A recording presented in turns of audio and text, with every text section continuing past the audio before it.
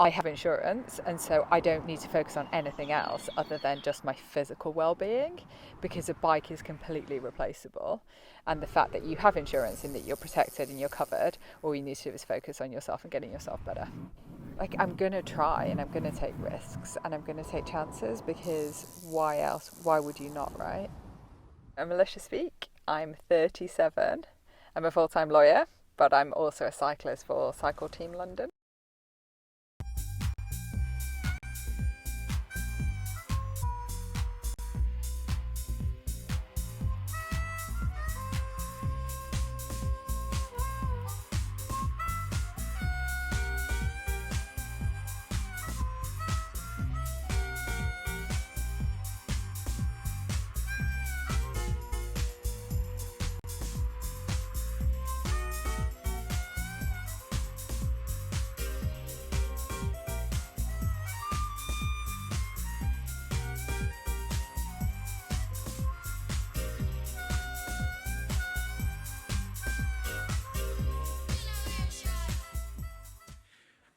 Okay, thank you very much for staying put. We needed a little bit of a break to get all these chairs on here because I'm not going to waste any time. We're going to talk about the Dave Rayner Fund now. It's a fantastic fund, just received charitable status. It's changed the lives of many cyclists, a lot of whom you'll know and have seen racing on the professional scene as well. To talk about it, please put your hands together for, well, 5 people, so we'll introduce themselves in a minute. Dave Rayner Fund.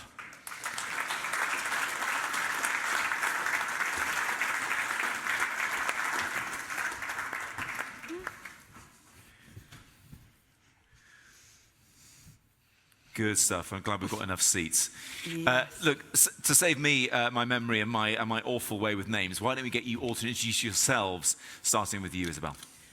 So I'm Isabella, and I ride for a club team called Illy Bikes in Belgium, and I'm based there throughout the season in Zottegem. Because of the Dave Rayner Fund? Yes. Yeah, that's the important bit. That is. Yeah.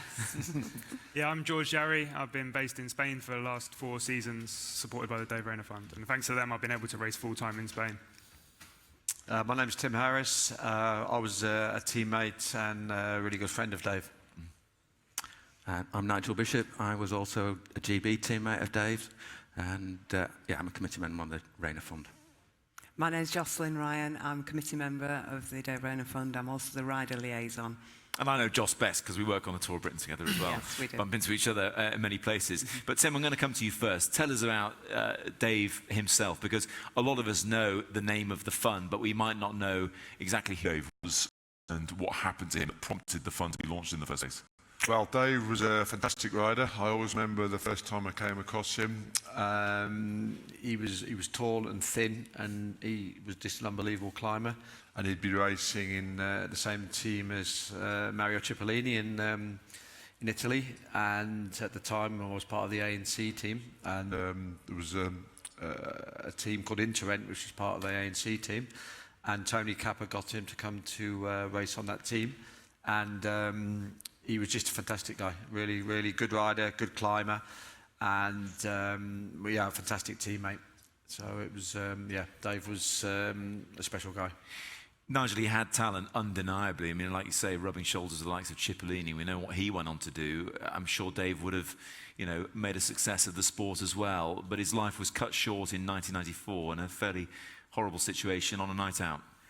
Yes, and a lot of the Yorkshire road riders used to have a night out called the Roadman's Review, which was a celebration of the year's cycling exploits, and it culminated with them going on afterwards to a nightclub in Bradford where he was assaulted and unfortunately died of his injuries.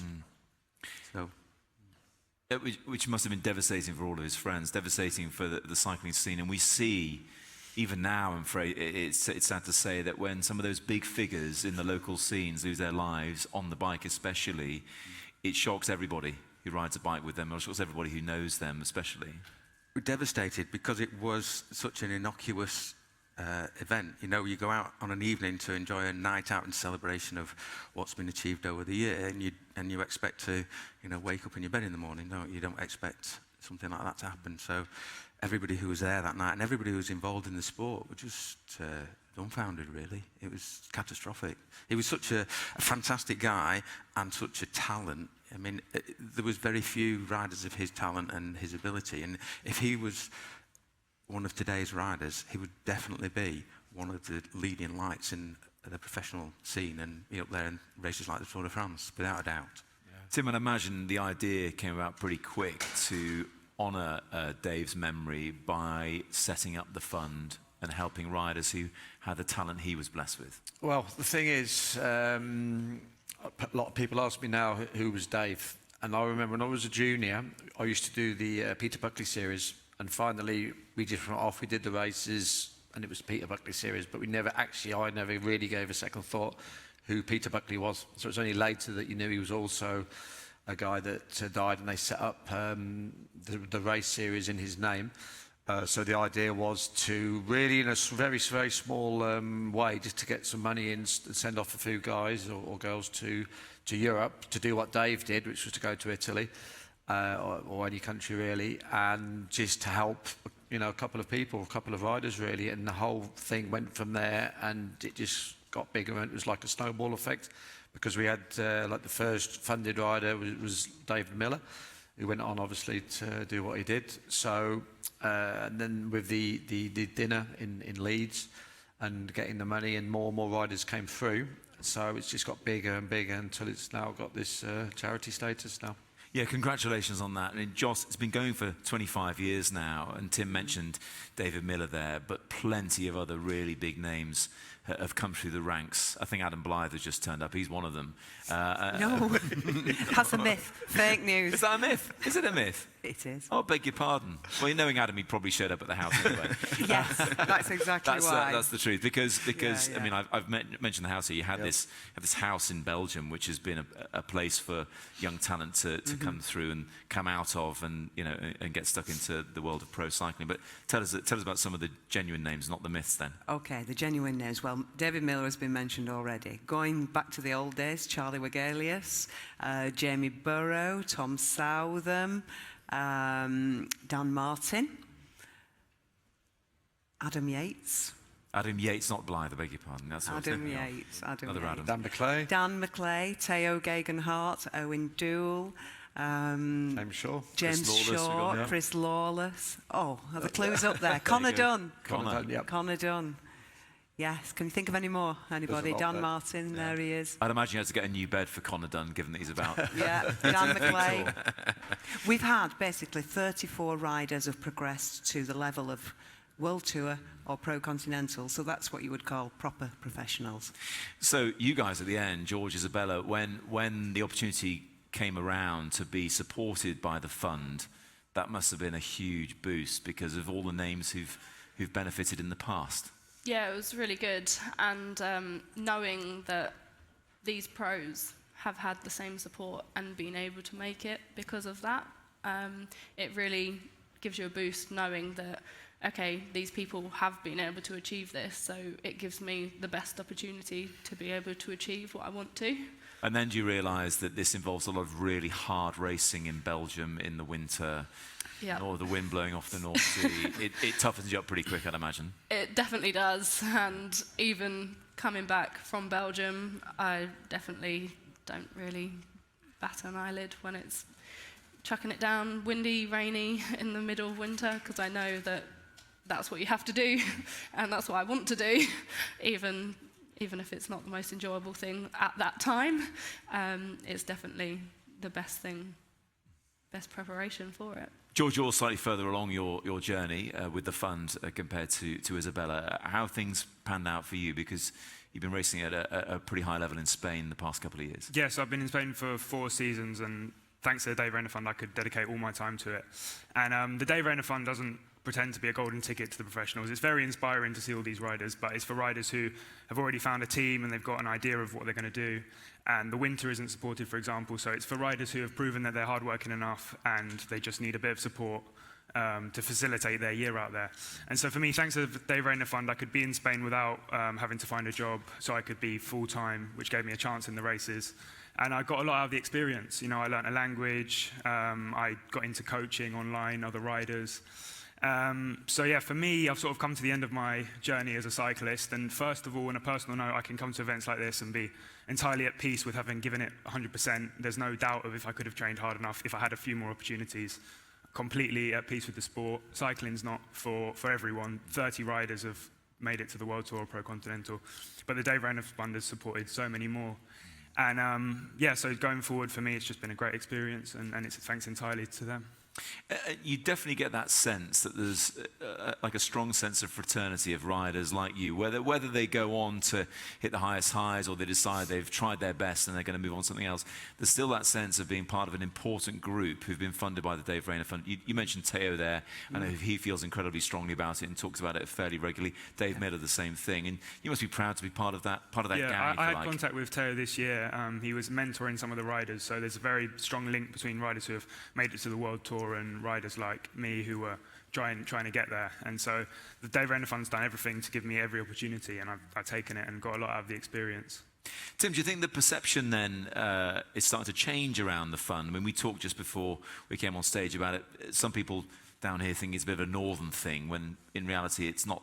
That's not the case these days. No, well, it started off really because he was from Yorkshire and the people on the committee were from Yorkshire, so it's quite more, and there's a big cycling base in Yorkshire, so it was, and the dinner was in Yorkshire, so it was sort of The Atapta Dales was in Yorkshire. But also with events like this, we're trying to promote it over the whole country more. And just the response we've had these last couple of days here has been absolutely amazing, to be honest, 10 times more than we could have really hoped for. And sort of showing, because a lot of people have just heard of the name, but they don't really know what it is. So, like doing events like this, people get to know a little bit more about A, who Dave was, B, who the riders are, have been funded, and the whole idea of what we're trying to achieve, really. Nigel, Joss, there must be some great stories over the years. Come on, there must be some larks that were had by some of the youngsters coming through the ranks. Don't clam up now. Come on. I bet there are loads. Come on, tell us. There are, absolutely. Come on, well, we're all Say the one from yesterday. We had a good one yesterday. So we're on the stand yesterday, and this guy comes on. We're chatting away, and he says, "You don't recognise me, do you?" I says, "No." And I don't actually. What was his real name? James Stewart. James Stewart. His name was called James Stewart. I just called him Little Jimmy. And he arrived, and he had a knee injury, and so we arrived at the house, and I go out, and I see this guy roller skating down the street. I says, "What are you doing?" He said, "Oh, I'm training." So I said, "Roller skates." And anyway, he had a bit of a word, shall we say. But he actually went on to be quite a good rider.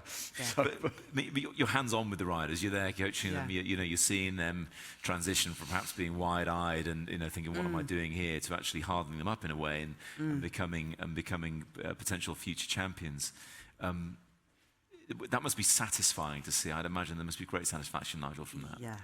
There's enormous satisfaction seeing young riders progress. I mean, Tim and I, Isabel and George, we've all been through it. We've all started as schoolboys, as juniors, progressed to seniors. Our aspiration to be world champion and to ride the Tour de France, and not Others get to do that. but to sit here and say that we can actually help riders follow their dreams, chase their dreams with a realistic opportunity of doing it if they've got the talent and the dedication. And we see Lots of talented riders, but one of the biggest things, the biggest marker for most of them is, do they have the grit and determination? Because that's what it needs to survive over there. If you had to pick one, putting you on the spot, who would you pick out as being the most pleasing to see succeed. Well, we talked about this yesterday, didn't we? And I actually think Connor Dunn. Yeah. Because Connor Dunn was absolutely not a big talent. He was a good rider, but just like any other rider. But he had some really hard times when he was an amateur, and he went back to England for a few weeks because he really had some issues and he was depressed with the whole thing. And we talked to him, and then he came back and gave it one last go, and he's ended up like riding the Giro, the Vuelta, and being a really good pro, but without being a super talent. So for me, over all those years, Connor Dunn is probably one of the most satisfying, because he didn't arrive with the big talent, but he did everything he's done through hard work and dedication. And a lovely guy to boot. He's a I think it's fantastic fair to guy. say, Fantastic guy. And it was difficult for him because he always had issues with bikes, obviously, because he's so tall. So often teams couldn't get him bikes big enough.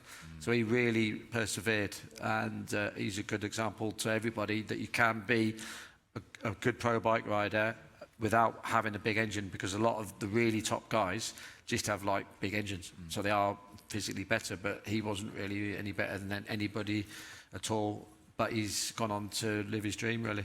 How about you, Joss? Because, I mean, look, There's the core of funded riders, but there's those other names that come and go.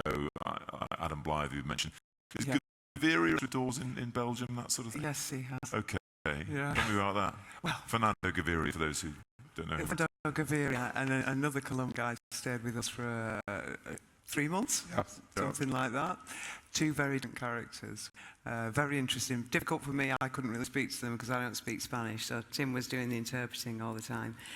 Fernando's placed with you, really, because they wanted him to learn English. Learn English, yeah. Yeah. And did he? Well, he learnt how to mow the grass. So he came back one day and he was, like all sprinters, they're really, really special characters. They're not easy. They don't think like normal people. Yeah. And Fernando certainly didn't. So he didn't say much, but then one day we got quite a big lawn and we came back home and the lawn was completely mowed. And so it was a bit strange. So he just sat there watching the television. I go, "All right, Fernando, yeah, right, yeah." So, "Did you mow the lawn then?" He says, "Yeah." He said, "I'd never seen a lawnmower before, so I thought I'd give it a go." And they have lawns Just in ridiculous, Colombia. random stuff. Yeah. Never seen a lawnmower. And he'd go out and be playing football in the garden the day before a big race and stuff. You just, really bizarre. It's a controversial coaching method. It obviously paid dividends for Gaviria, and I'm sure, when he got the cyclamen jersey at the Giro, he was thinking about mowing your lawn as he took to the podium there. It's a fascinating story. It's a really important fund, and clearly it's great to see it doing well and inspiring young people like George and Isabella to go on to the highs of the likes of Gaviria and Adam Yates and everybody else. Please put your hands together for the work of the Dave Rayner Fund. Thank Okay. Next up, we're going to Thank have Anna Henderson is going to be joined by Matt Stevens on stage. Don't go away. That's coming up very shortly. For now, thanks a lot.